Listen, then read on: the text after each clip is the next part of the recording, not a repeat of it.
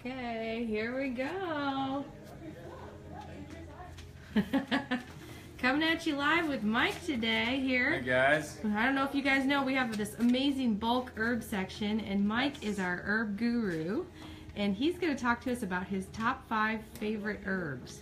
Yeah, I don't know about guru, but I do love studying about herbs, or as we call them, God's weeds. It's just cool that there's so many different plants and herbs that God has given us, and a lot of them have different specific purposes for healing and regeneration and energy and building up the body. And so I do nerd out on studying herbs and learning what all they do and having fun with them. And so this is definitely my play area. So yeah, talking to you about 5 top herbs, which is actually really hard for me to do, to only pick 5, but I'll give you my top 5 and how to use some of them and why I like them. The first one I'm going to start with is Maca, which, if many of you know me, I do talk about Maca a lot. It's wonderful. I'm going to pull it out so you can see it real quick. Wonderful golden brown color there. And if you were able to smell this right now, it smells delicious. It's kind of a buddy, butterscotchy, nutty flavor to it, and tastes wonderful in smoothies. So first off, it tastes good, but it's a root herb that grows up in the high mountains in Peru. They actually say it's one of the highest growing herbs there is. It has to withstand all these high temperatures or cold temperatures, and it makes a really strong plant. Whoops.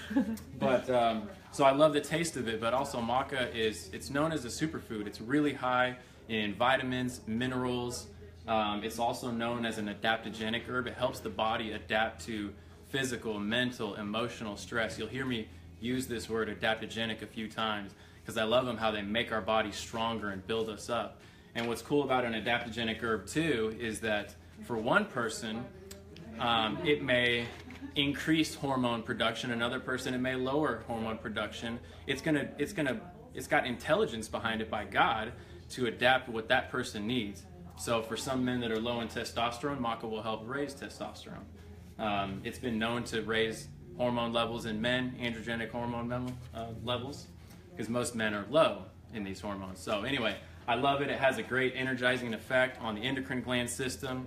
It helps us produce more efficiently our hormones and neurotransmitters. Just going to check my notes here. It's really popular among athletes too, which is how I first came across it, because it helps increase energy, endurance, stamina, recovery. So a great top herb, and it does taste delicious in a smoothie. So love maca. Number 2 is going to be cacao. So I grew up loving chocolate. Who doesn't? And so cacao is a natural way to have your chocolate fix in a natural, healthy way. So cacao is what chocolate comes from. It comes from the cacao pod. It's these beans, and this is basically raw, ground up cacao powder. So in its raw form, cacao is amazingly nutritious, one of the highest known sources of antioxidants. It's actually 15 times higher in antioxidants than wine, than green tea.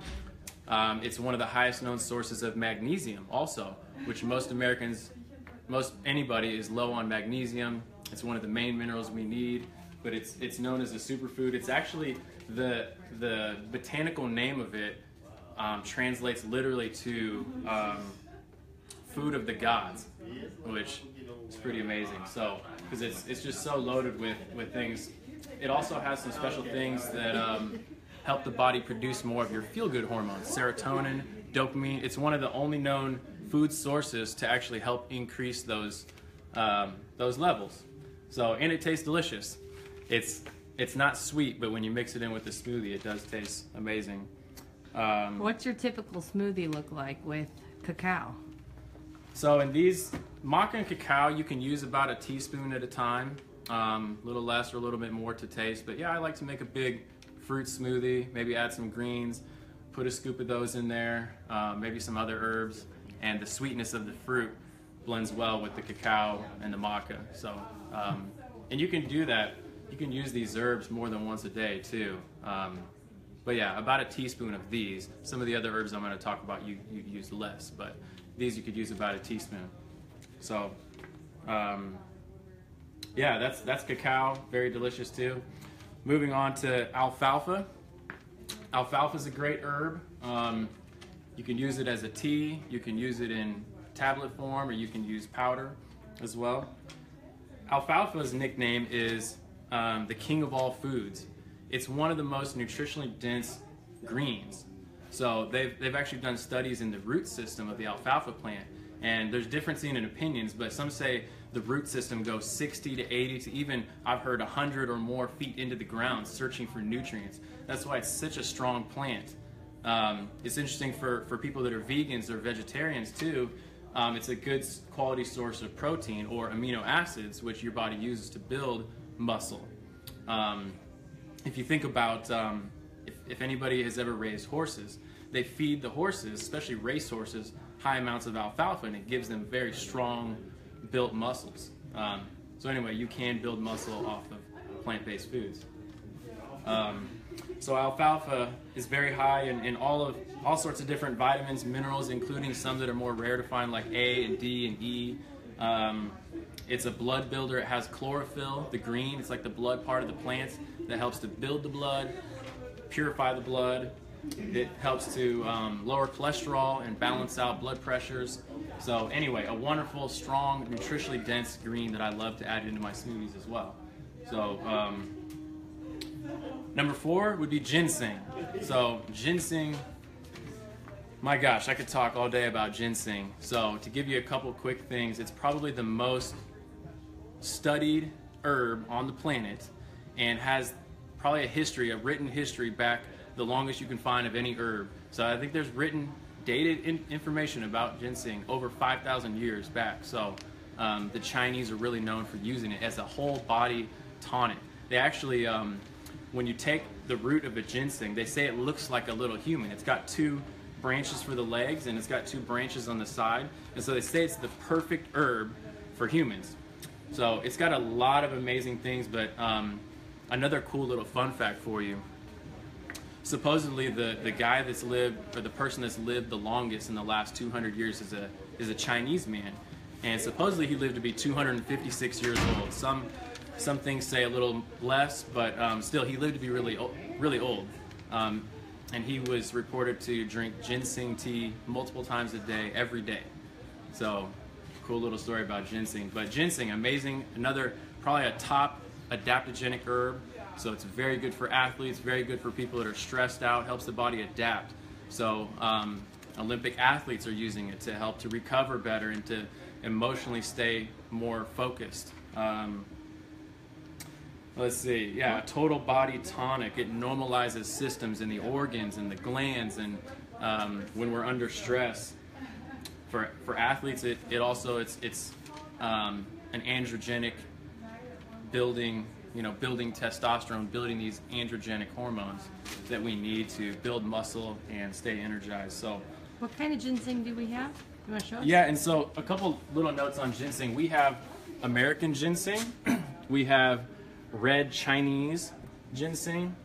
We have Siberian ginseng, which actually is not a true ginseng. It's called eleuthero, but it has a lot of similar effects.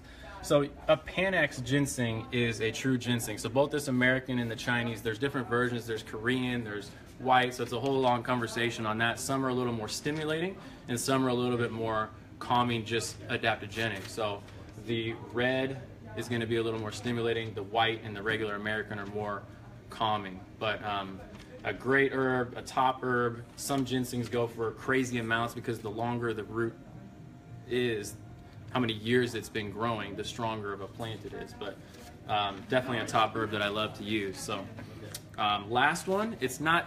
How much do you take of it? Okay, good question, sorry. Ginseng, it's gonna vary on the person, but you would do a smaller amount. Sometimes you can even start with 1/4 of a teaspoon once or twice a day.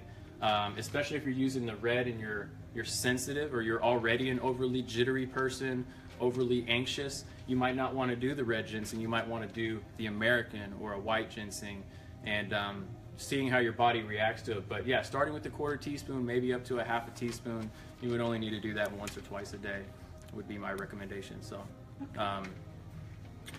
Yeah, so okay, moving on. The last herb I'm going to talk about, which isn't technically an herb, but we sell it in our bulk section, and I couldn't not talk about it, is called bee pollen. Not sure if everybody knows what that is, but the pollen on all the flowers, the bees actually go and collect this pollen and they put in these little pouches. And so there's ways of harvesting humanely and not harming the bees to get these kernels of pollen, which is basically the pollen off of hundreds and thousands of different plants. So what's cool about this is it is another one of the most nutritionally dense things on the planet in one single source. They say it's got everything, or almost everything, that a human needs. It's got tons of amino acids in free form, which when they're in free form, your body can just use them immediately. It doesn't need to digest, it doesn't need to process, it can immediately use them, and it's got all 22 amino acids that you need. So it's crazy, but all sorts of different flavonoids, vitamins, minerals, antioxidants. See what I'm missing here. But yeah, it's truly a special substance in nature. Scientists have actually tried to recreate bee pollen with the exact minerals, everything that we can detect is in them. They've tried to duplicate it exactly and feed it to the baby bees, because basically the bees will get this bee pollen and feed their young, and that's what they live off of, mixed with a little bit of honey and beeswax. But scientists have duplicated exactly with everything we can detect and feed it to the baby bees, and they die. So there's still things in there that we don't even know what they are or can recognize yet that the bees do. And so I don't know, it's really cool, but people take them and they feel a big difference. There's a lot of Olympic teams that are known for using them and giving to their athletes and saying that it helps them rebuild. One Olympic coach said it was like the best building, I don't know how he used it, herb that they could use naturally. Let's see, it's high in a bunch of B vitamins, which is hard to find a lot of herbs and plants that are high in B vitamins, and especially B12. It's very rare. But bee pollen has high B vitamins, and especially the B12. Many long-lived cultures use bee pollen in their honey, and so the bees do amazing things. But yeah, it's definitely known to increase strength, endurance. I started using them when I was an athlete and helping with recovery and strength, endurance, building muscle, because you're getting those free-flowing amino acids. So anyway, I love bee pollen. There's a lot of cool herbs that we could talk about, but I wanted to tell you about some of my 5 and how to take bee pollen. You can get it in the little kernels, or you can get it in powder. It's basically the same thing, that you can take anywhere from a teaspoon, a tablespoon, even more at a time. If you get a local bee pollen, it can actually help with your allergies.